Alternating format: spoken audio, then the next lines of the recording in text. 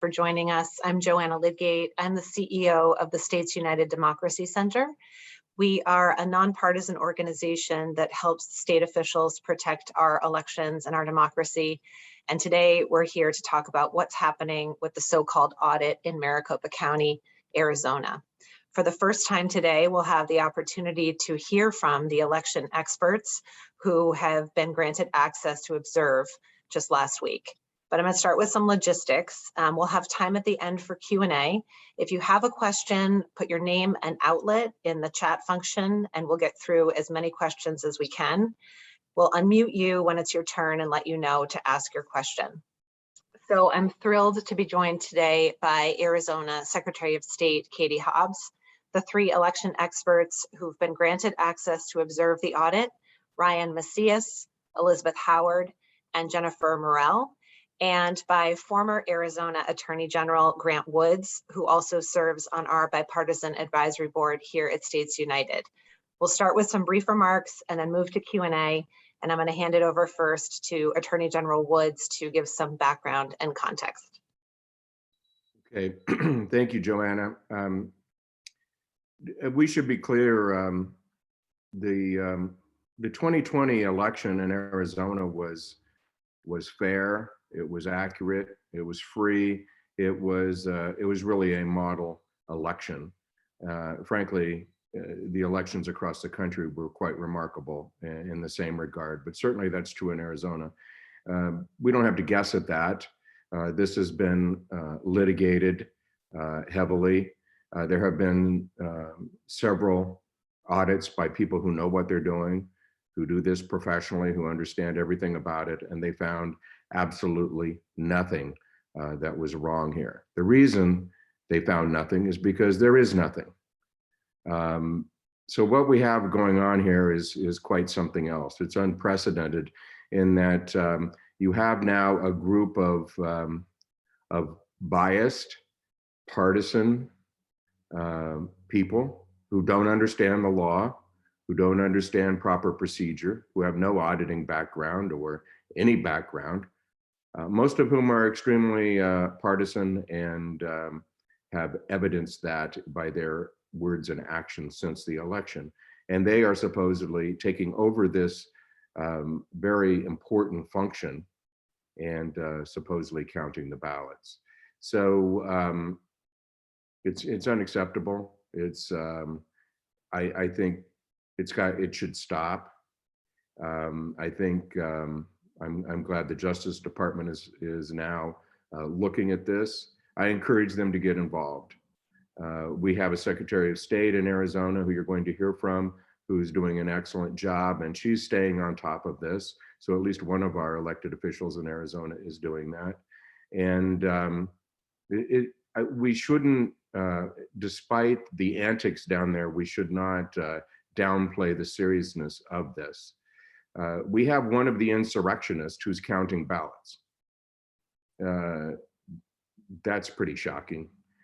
He was seen there with pen in hand. He was at the Capitol on January 6th. He's a former legislator who is on the ballot. He's counting his own ballot. And he is one of the electors for Trump. So he's counting ballots that in an election where he lost as an elector and running for election. That's just the tip of the iceberg. You've probably heard now that they're testing things with ultraviolet lights, looking for watermarks that don't exist. They're testing yesterday for bamboo because in their bigoted minds, this idea that maybe thousands of ballots came from China, that bamboo would show up in the paper. I mean, it's really preposterous, but I'll finish with just saying, in my view, there's two reasons they're doing this. They lost and they can't get over it, and they don't want to get over it because they want to continue to sow doubt about the elections, not just in Arizona, but across the United States. And so if they can come up with anything as preposterous as it might be, then they will point to Arizona. And they'll say, oh yeah, look what we found in Arizona. That's why we need to do this in Pennsylvania, in Wisconsin, in Michigan, in Georgia, across the country. So it's a very serious thing when they hand over a very serious function that is at the heart of our government and the heart of our democracy to people like this. It's not right. The second reason they're doing it, I think, is these are grifters as a rule, and you can see it in everything that you see these folks doing here and across the country. There's always some financial motive where they're fundraising off of it. Just one last thing, the guy I mentioned, the representative, he's now running for statewide office for Secretary Hobbs' seat in the next election, and he's now put out a fundraising letter where he says, had I been the Secretary of State, we would have won. That's quite a campaign slogan there. So what we hope to do today is shine more of a light on it, continue to shine a light on it. The press has been shut out by these people for the most part. It's not right.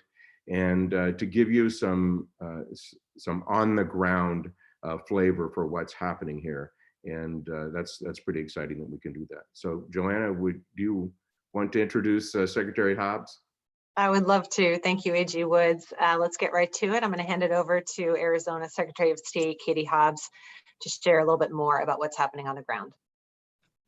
Well, thank you so much, Grant. And also thank you, Joanna and States United, for helping us to set this briefing up today. Before we turn it over to the expert observers, just want to say a few words and provide the latest in terms of where things stand. Yesterday, all of the parties in the lawsuit entered into a settlement agreement. The major terms of this settlement focused on releasing of all the policies and procedures being used by the vendor to conduct the audit, including procedures to ensure adequate security, making a commitment that Cyber Ninjas will not conduct signature verification on ballot envelopes with the voter registration database, banning the use of blue and black ink pens from any areas where ballots are handled, following a set of security measures, allowing the media to observe and report on the audit as long as they don't take pictures in which markings can be seen on ballots, and allowing observers designated by my office to observe and monitor the audit. While this settlement is a win for transparency and security, significant concerns remain, and we will continue to monitor developments.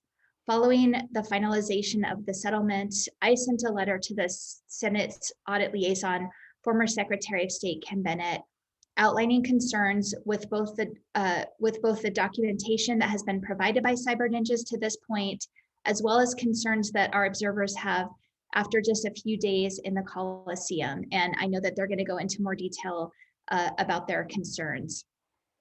Every day that this exercise continues, I grow more concerned about what is happening. And now it is entirely unclear what kind of time frame they are in which they are trying to complete this audit.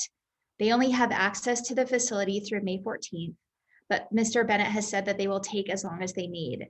No one knows what that means or how that will impact the security of the equipment and ballots in their custody or the reliability of this audit.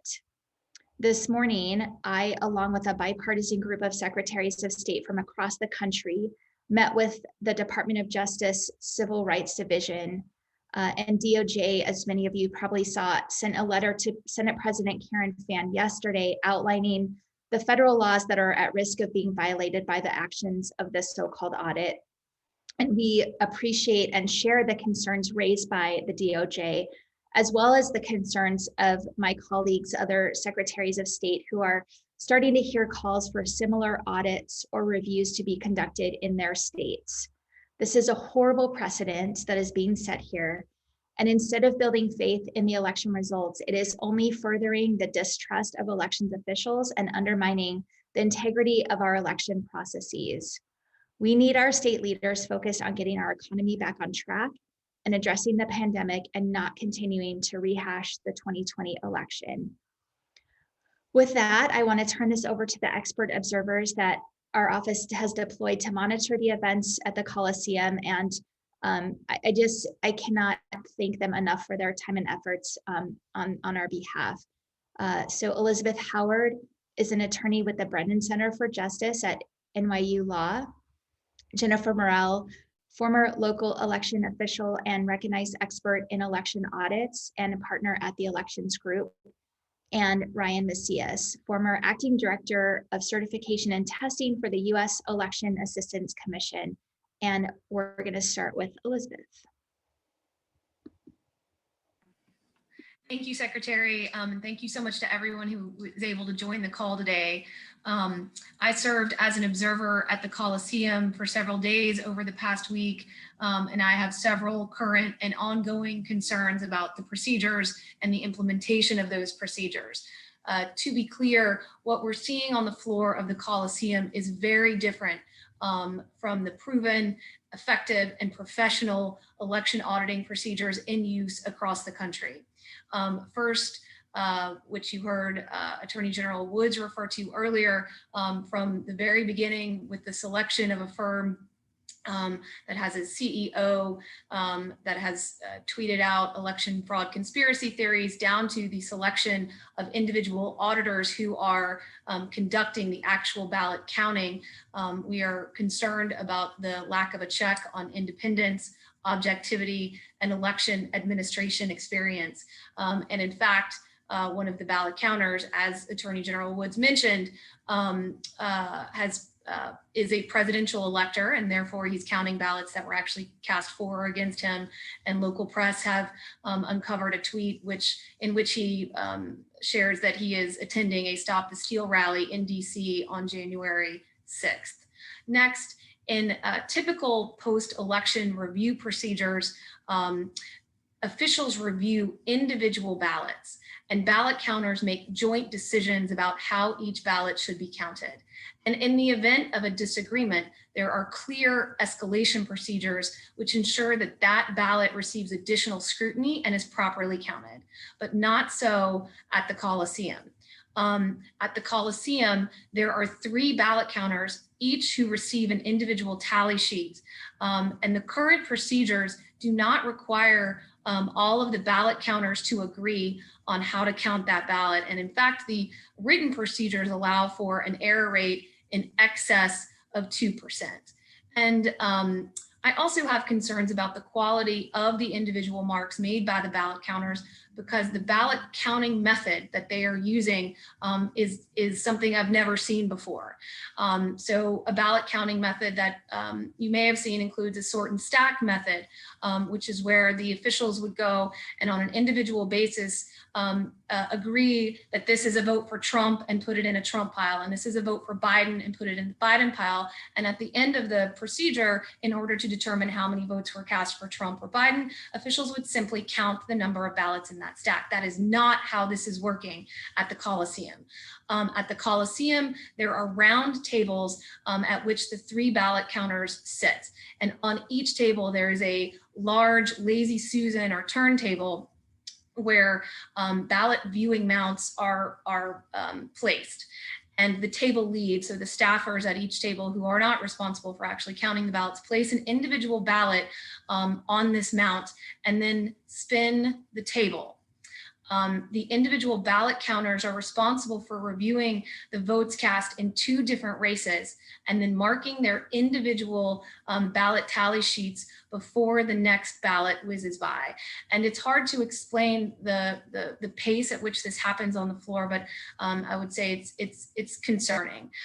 These are just a few of the concerns that I have, and I'm going to pass it on to Jennifer Morell, who can go into more detail about the additional concerns about the procedures and their implementation. Thanks, Liz, and thanks, Secretary Hobbs. Good to be here with everybody.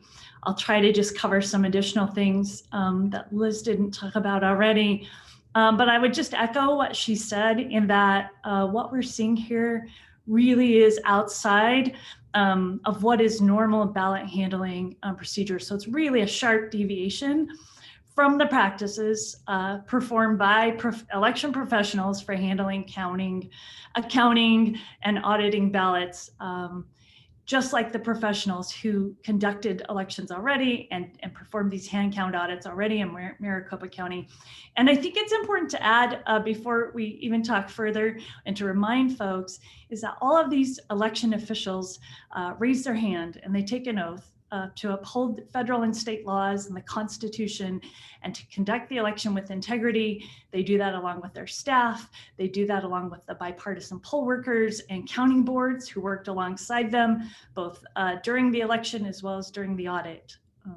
So in that setting, in a professional election office, accounting of ballots is routinely done. And what I mean by this is a piece count is done to ensure that ballots have not been dropped or lost or added as a result of human error or some other type of error.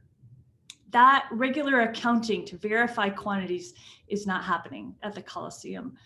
The total number of ballots contained in a box is not verified before by anyone. Once it's opened, it's not verified before those counters begin looking at those ballots as they whiz by, as Liz described, and they're not physically counted at the end.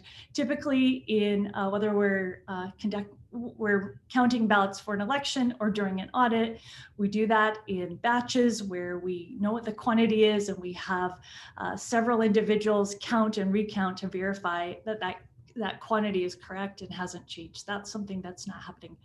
And this becomes really critical when there are discrepancies. So we are seeing that on the floor. We're seeing discrepancies between the three counters. And instead of best practice where you would go back and recount the entire batch, again, keep in mind, there are no standards for sizes. We have some folks taking the entire stack out of the box. Some of the table leads are trying to subdivide those into smaller units, but there are no standards for that. When there is an issue or an error, they, instead of recounting that entire batch, they may go back and say, let's relook at ballots 20 through 30, and we hope that they count back to the correct one. There's absolutely no way to verify that.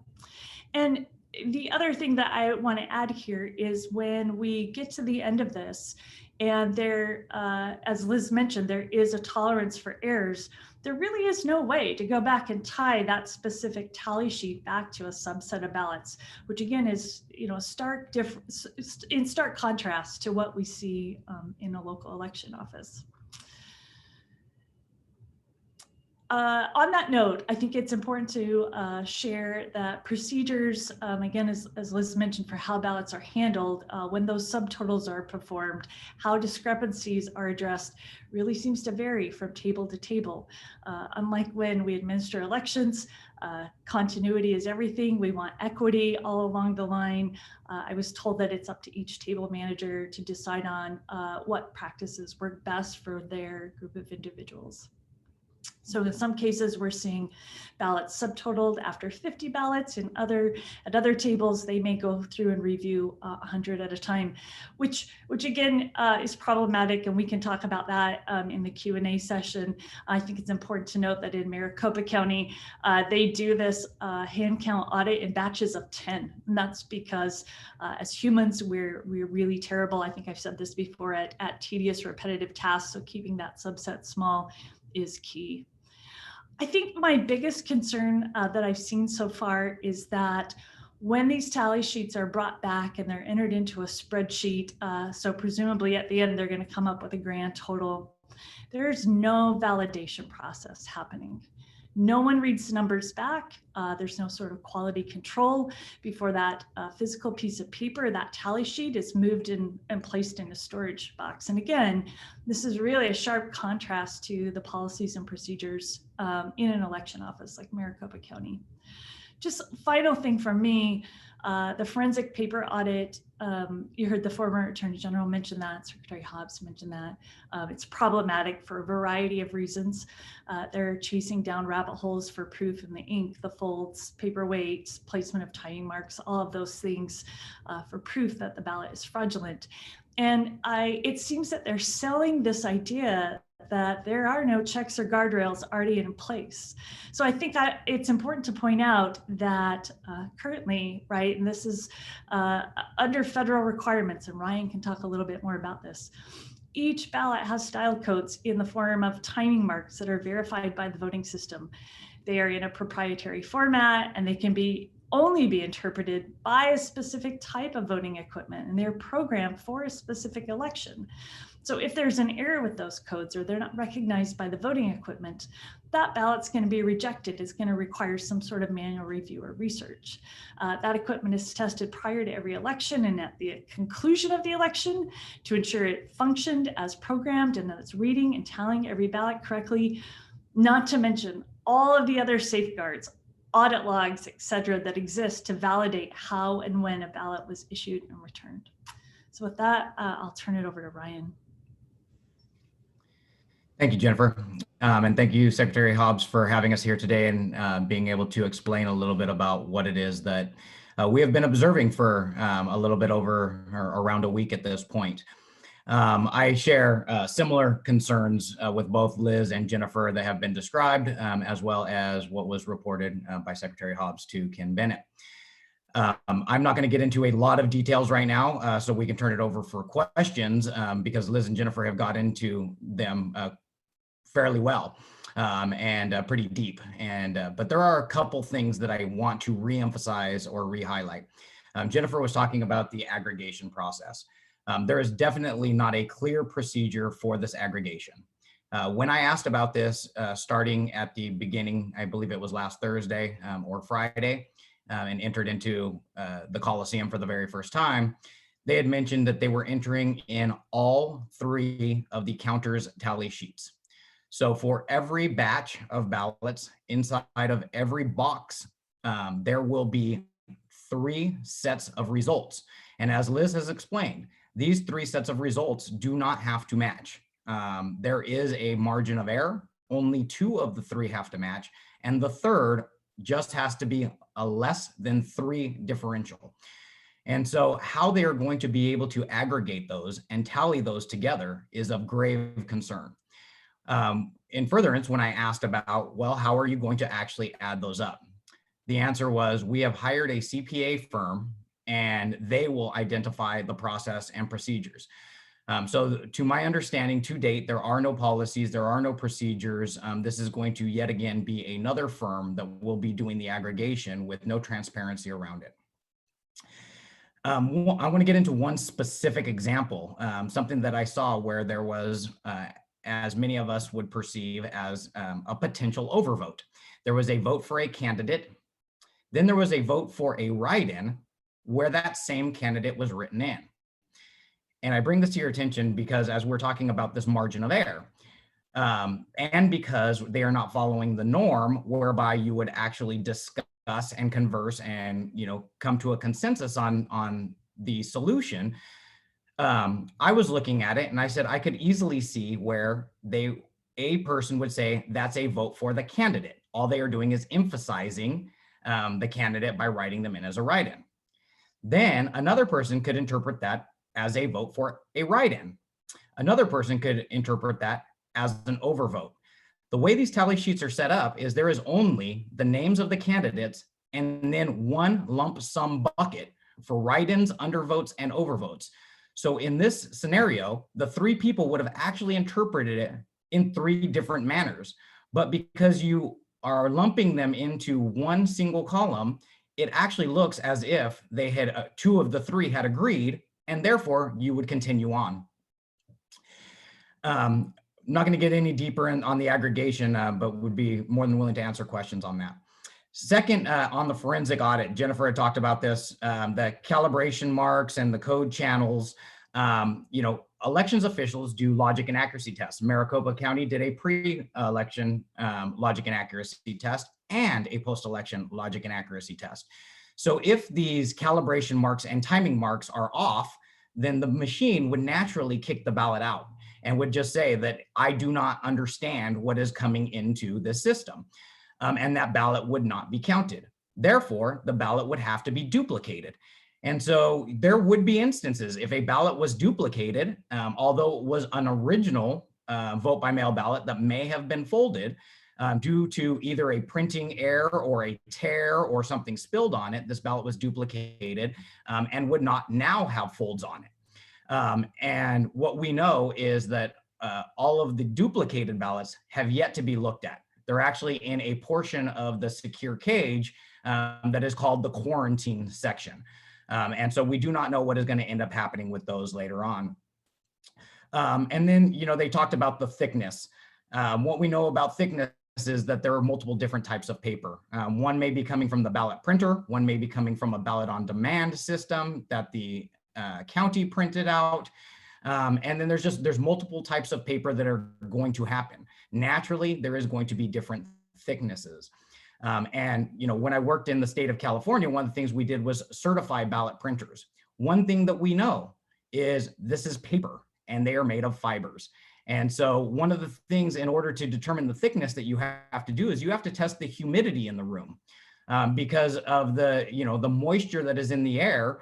The thickness is going to change. And so when we were doing a quote unquote forensic audit, we had a hygrometer next to us in order to be able to determine these types of thickness. And so a lot of these mechanisms and a lot of these normal practices for conducting any type of forensic audit have not been observed. And I'm going to go ahead and conclude with that and turn it over so we can address some of your questions in the Q&A. Great, let's get started with the Q&A portion. Our first question is going to go to Meg Cunningham with ABC. And just to reiterate to everyone before I bring Meg live, if you have a question, please put your name and your outlet in the chat and we'll try to get to as many as we can. So Meg, you are now live. Go ahead and ask your question. Hi guys, thanks for doing this. I appreciate it. So I wanted to ask you, about security concerns that you have after May 14th. When they're leaving the Coliseum, what do you know about the processes there, how these ballots are going to be handled, stored, et cetera? I'll go ahead and start with that. And I am not aware of any procedures or process. But what I do know is at this point, the fact that there were blue pens on the floor, the fact that the chain of custody has not been controlled in the normal manner is, from my perspective, I would say that the security has been broken, the chain of custody has been broken, and therefore the ballots themselves can no longer be trusted. Similarly, around the voting equipment itself, that process has not been transparent. That has taken place behind lock and seal. That is something that we have not been able to observe. And in a typical process where you are turning over voting equipment, whether it be to to a test lab or whether it be to the vendor to do updates, you would go through a process to, at minimum, check the hashes, to check the audit logs, to ensure that, what was done or what was said was being done was all that was being done. In many instances, you would wipe the system clean down to nothing but hardware and then reinstall the software. But again, this is not a normal process. And so I don't know how you would determine that something hasn't been done on the hardware in addition to the software. And in order to validate and check that is a much deeper process. Great, thank you, Ryan. Our next question is going to go to Jared from the Mirror. Jared, go ahead and ask your question. Hi, yeah, thank you for taking questions from us today.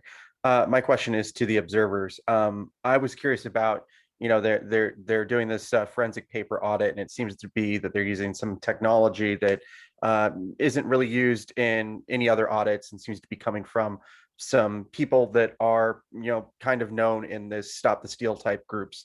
I was curious if any of the observers were able to get a good look or get any type of information on what this technology is, what it's doing, and how it's being utilized, and what's the process on, what they're doing with any images of these ballots that are being, taken.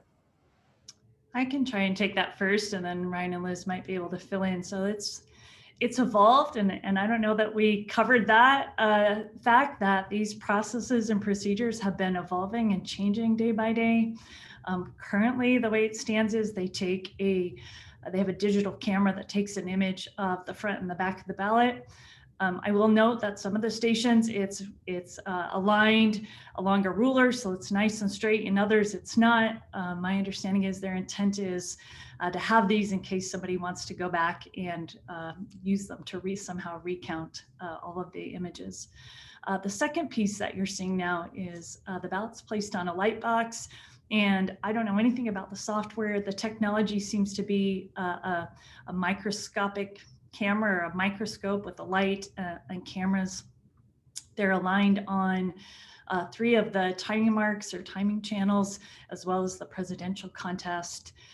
The factors for flagging a ballot as having an issue seem to be focused on where that presidential selection lines up on the ballot, missing security markers, paperweight, and texture folds, and then there's a category for others. So that's as much as I've been able to see and determine. I don't know if my colleagues can add to that.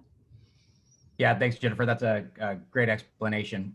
From my perspective, I have been able to get close enough to observe the screen, and you can see, you know, some software running in the background, but due to the lack of transparency in this entire process, you cannot really tell what the software is doing, what it is interpreting.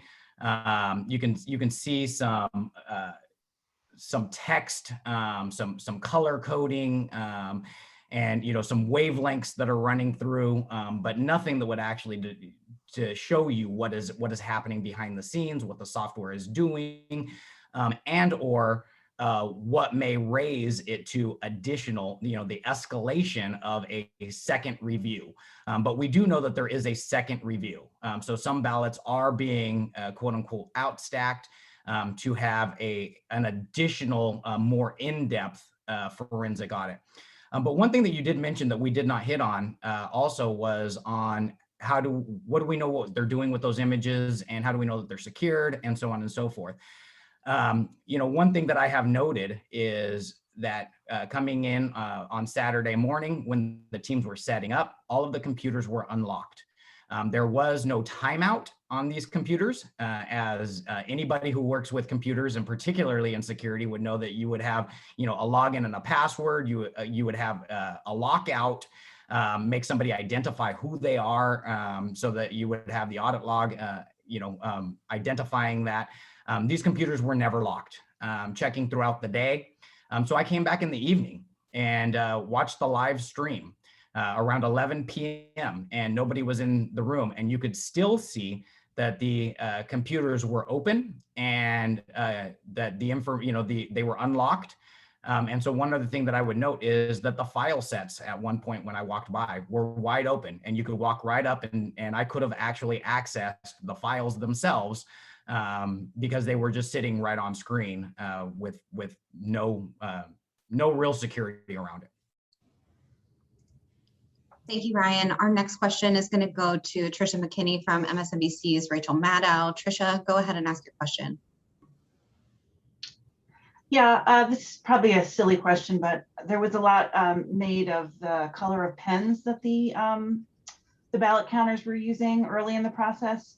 And I know that you mentioned in the agreement, black and blue pens are no longer allowed, but green pens still are. And Maricopa County had put out a statement last week that tabulators can read green ink as well. So are we not concerned about green pens? I'll go ahead and take that.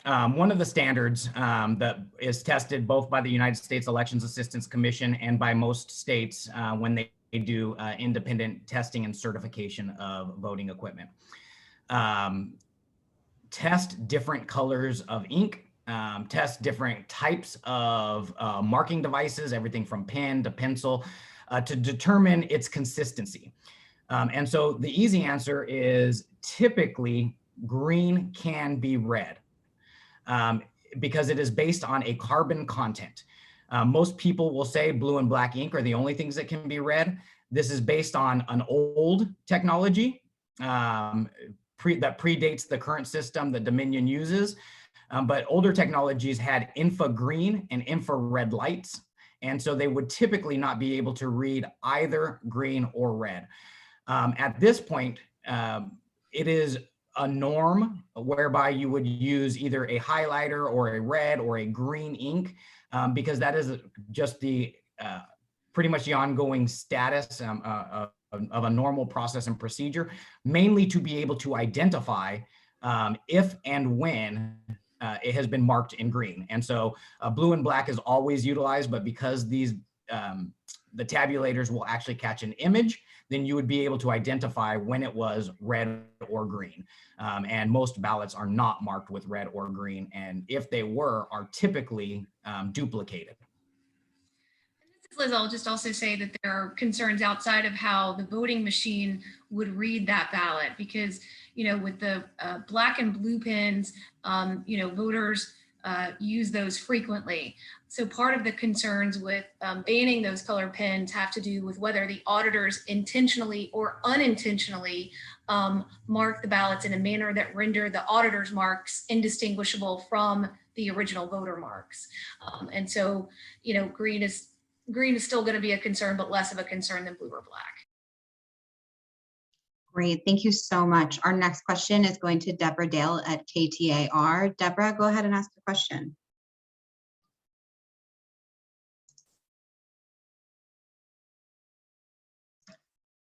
All right, we'll come back to Deborah. Our next question will go to... I'm here. Oh, there you are. Hi, Deborah. Go ahead and ask your question. I'm bad with technology. I'm sorry. Secretary Hobbs, so you spoke earlier about your meeting with the DOJ and other secretaries of state. Can you elaborate a little bit on that? What did you touch on? Sure. Yeah, it was really just an opportunity for us to share our concerns about this audit and potential violations of federal law. I'm sure most of you saw the letter that they sent to Senate President Karen Fann yesterday, which also touched on the same concerns that we have. And there's interest in this across the country with my colleagues across the country, obviously, because this is potentially precedent setting. And as has been highlighted here, and I've been saying for weeks, this is really dangerous for our democracy. And we think they're writing the playbook here to take this across the country. So there's a lot of concern. So the meeting went really well. And I can't speak to the DOJ's intent in terms of any plans for intervening, but you all saw the letter that they sent yesterday. All right, our next question is going to go to Roz Helderman with the Washington Post. Roz, go ahead and ask your question. Yeah, hi, thanks for doing the call. Because that federal statute alluded to in the law is particularly about the preservation and retention of the ballots, I was interested in the particular detail included in Secretary Hobbs's letter yesterday about ballots being left unattended on counting tables. I was wondering if whichever observer it was who saw that could sort of tell us that story, what you saw when you saw ballots being left unattended, and anything else you saw in which you actually observed something happening to a ballot that appeared as though it could damage or destroy that ballot.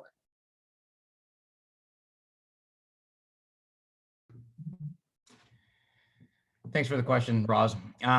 So I was one of the ones that observed ballots sitting on a table by themselves. If you can see in the live feed, they're typically a round table and then a rectangular table. And then it is backed by what I will call another team's table. And so at one point, there was a team of counters along with their table lead who had separated a stack of ballots.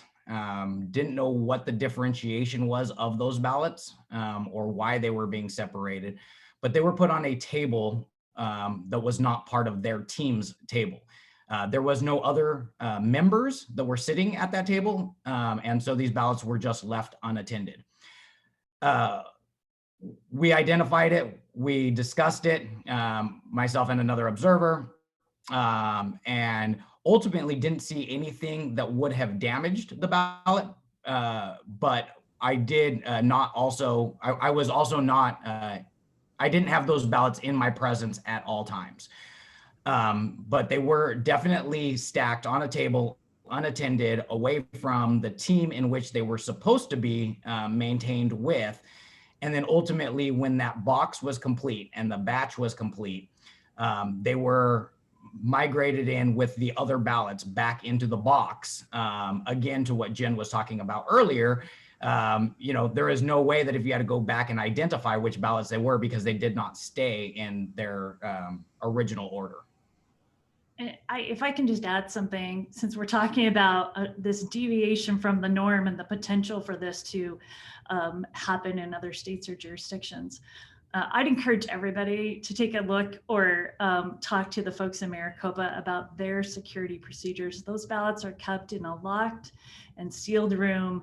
Security is very tight. It's limited to who can come and go in and out of that room during an election. And again, the sort of protocols for how those are moved are pretty significant, and they have to be, right, for a jurisdiction that size. So I think it's important to focus on the lapses here. But again, we've taken control of these, as DOJ is saying, away from the legal guardian, the legal person responsible for these ballot security. Great. Our next question, and this is unfortunately our last question, but we'll drop follow-up contact information in the chat for you all. The next question is going to Nicole Grigg from ABC 15. Nicole, go ahead and ask your question.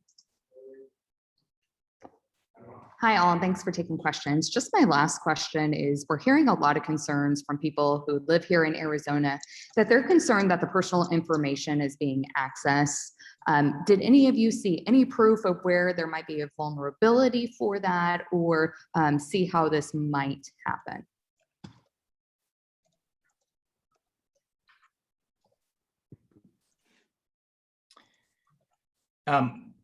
So yeah, I did not see, I have not seen any instance where personal identifiable information has been accessed.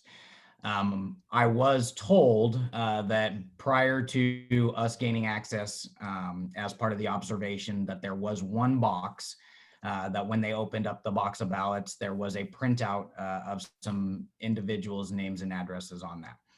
It was separated out into that, into a separate box. It's actually an Amazon box. And put into the quarantine area. As I had described, inside of a portion of the cage that has no access except to Ken Bennett. But I did not observe that in and of myself. But my understanding is there was one box that did have some printouts on it with names and address. And this is Liz. I'll just add that, one of the questions that I did ask and was unable to receive answers to had to do with the scope of work that the Cyber Ninjas put out that was signed by Arizona President Fan. And the procedures contemplated in that document allow for agents of the Senate, of the government, to go to individual homes of Maricopa County residents to collect information about voter history. So although I didn't see anything related to the individual information of Maricopa County voters, the auditors are contemplating accessing that information somehow. And that's a very good point, Liz. I should clarify. What I was describing is in terms of any PII that may have been in association with the ballots or inside of the boxes inside of the Coliseum. It is still my understanding that Cyber Ninjas and the people conducting the process have received some of the electronic data. But again, we have not had any visibility into that part of the process, and we have not, they have not been transparent around what they are going to do with that. But in terms of any physical records that are inside the Coliseum, that was all I was alluding to. All right, thank you all so much for taking the time to join us today. We want to give a special thanks to Secretary Hobbs, Attorney General Woods, Jennifer Morrell, Liz, Brian, and especially Joanna Lidgate from the States United Democracy Center for organizing today's call. If you have any follow-up questions or need any additional information, including the recording of today's discussion, I have dropped my email in the chat. That's gabby.richards@berlinrosen.com, and we'll be able to provide you with all that information. So thank you so much for joining us today.